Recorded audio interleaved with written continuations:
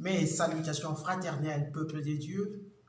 Nous remercions le Seigneur pour le beau jour qu'il nous a donné et nous demandons que sa miséricorde soit sur nous, que le Seigneur verse sur nous son sang pour que tout soit purifié par son sang, que le Seigneur nous sanctifie, que le Saint-Esprit nous dirige, que le Saint-Esprit nous donne ce dont on a besoin pour que tout se passe bien pour la gloire de notre Dieu. Mes frères et sœurs, c'est une grâce pour qu'on se retrouve une fois de plus. Pour ce temps-ci, nous allons partager sur les actions sataniques. Chaque semaine, au moins, nous allons essayer de parler d'une action satanique. Et aujourd'hui, nous parlerons de l'oppression. Qu'est-ce qu'on entend par action satanique? C'est la présence ou l'action de Satan qui se traduit par plusieurs signes. Les plus fréquents sont l'oppression, l'obsession, la possession et les manifestations diaboliques. Comme nous avions dit à l'introduction, aujourd'hui, nous allons beaucoup développer sur l'oppression. L'oppression. On parle de l'oppression quand Satan agit sur le corps ou les objets qui bougent, des lumières qui s'éteignent, des voix, des maladies bizarres et tant d'autres choses. Nous pourrons lire Psaume 55, 3.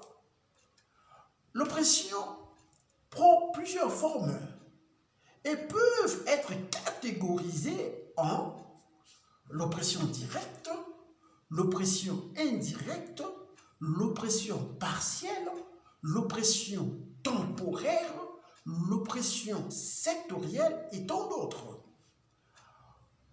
Pour l'oppression directe, l'attaque du démon ne passe par aucun esprit.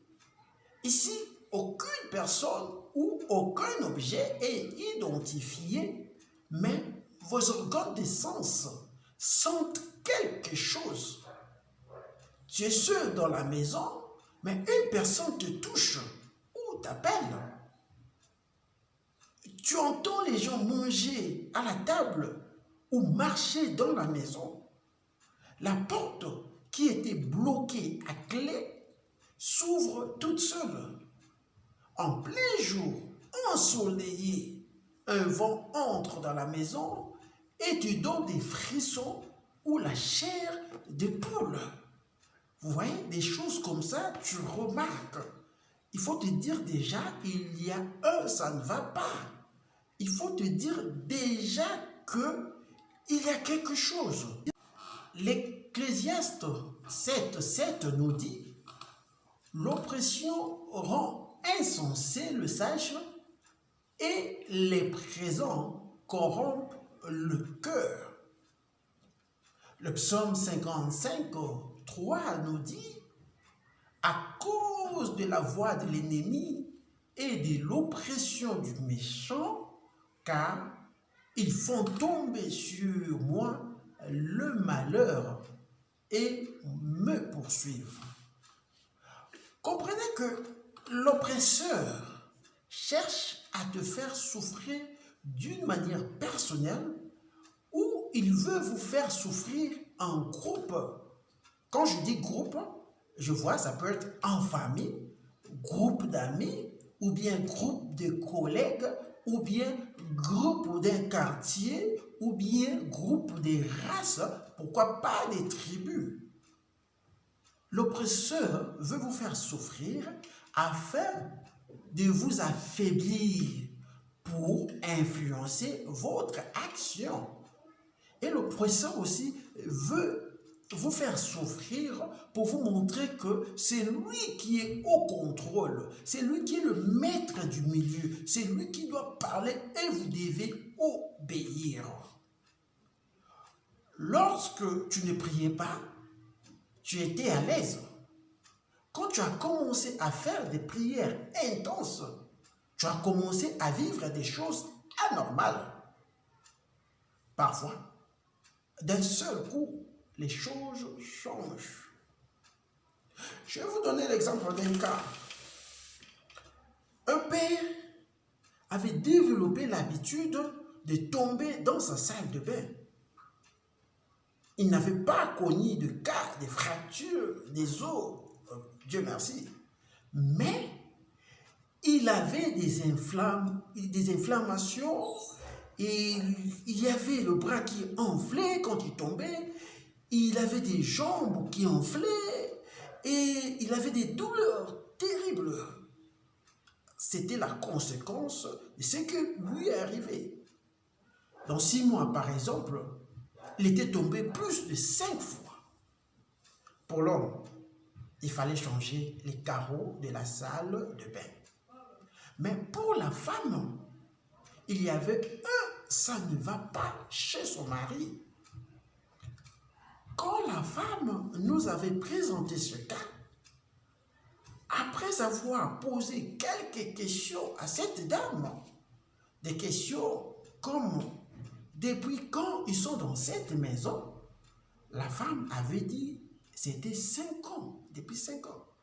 Et vous allez comprendre, pendant ces 5 ans-là, ces choses-là n'arrivaient pas. Et c'est seulement à peine que les choses arrivaient. Et nous avions encore posé la question, qu'est-ce qu'ils ont changé dans la maison? Qu'est-ce qu'ils ont changé pour se laver? La femme a répondu, ou la femme avait répondu, rien, ils n'avaient rien changé. Et nous avions demandé qui d'autres personnes souffraient de cela dans la maison pour se laver. La femme avait dit, seul son mari souffrait de cela. Alors, comprenez, dans 5 ans, vous êtes dans une maison, tout était normal, d'un seul coup, les choses changent. Et comprenez, dans une maison, vous êtes au nombre de 5, une seule personne souffre de quelque chose. Alors, ces réponses nous avaient aidés à concentrer beaucoup d'énergie sur la vraie source de problème. Bien qu'on pouvait prier pour la maison, on pouvait prier pour la famille, mais beaucoup d'énergie était utilisée pour l'homme seul. Et par des prières et causeries, l'homme finira par avouer à sa femme qu'il avait adhéré à un groupe qui n'était pas chrétien. Et il voulait abandonner ce groupe. Alors, tout ce qui lui arrivait était des menaces, oppressions, pour qu'il ne quitte pas ce groupe. Vous voyez ici, l'oppresseur utilisait cette méthode pour faire peur à l'homme. Ici, c'était même simple. Il y a des actions de l'oppression qui te donnent le message clair que tu vas même mourir si tu continues à résister, si tu ne veux pas céder, si tu ne veux pas faire comme le diable veut que tu fasses. C'est pourquoi aujourd'hui vous allez voir une personne qui était partie voir un féticheur. La personne n'obéit pas à ce que le féticheur avait dit. La personne souffre de la folie. Ça, c'est la punition même. Donc, l'oppression, c'est parfois comme une punition qu'on te donne, on veut te faire souffrir. Et Dieu délivre. C'est le message que nous voulons donner. Nous ne voulons pas vous faire peur qu'il y a l'oppression, mais nous voulons vous dire qu'il y a l'oppression. Le diable utilise ces méthodes pour faire souffrir le peuple de Dieu, pour nous compliquer l'existence, mais il y a Dieu qui délivre. Il y a Dieu qui est au-dessus de cela. Quand une chose change,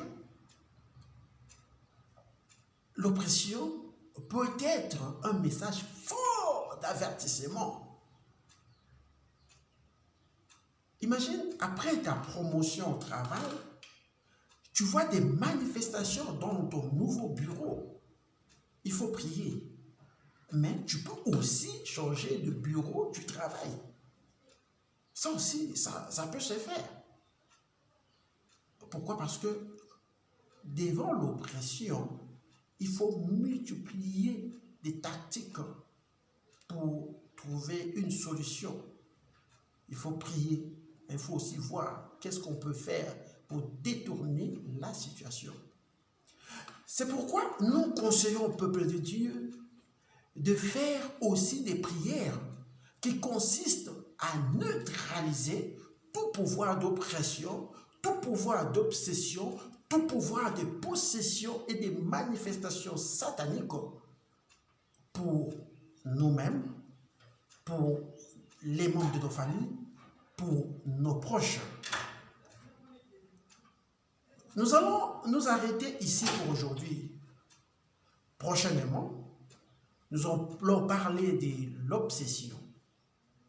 Que le Seigneur nous soutienne et que le Seigneur aussi nous bénisse au nom de Jésus, qui est notre Seigneur et Sauveur. Nous disons Amen.